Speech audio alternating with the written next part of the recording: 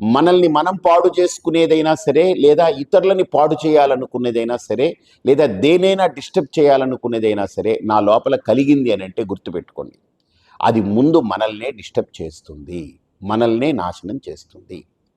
అగ్గిపుల్ల అనుకుంటుంది నేను పెద్ద గడ్డిమేటు నేను కాల్చి పాడేస్తాను ఇప్పుడు అనుకుని అగ్గిపుల్ల బయలుదేరింది.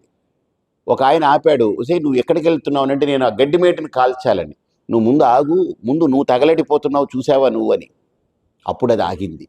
అరే నిజమే కదా, దాన్ని కాల్చడం అనేటువంటి ఆలోచనతో నన్ను నేను కాల్చుకుంటున్నాను, ఇది నేను మర్చిపోయాను అనుకుంది.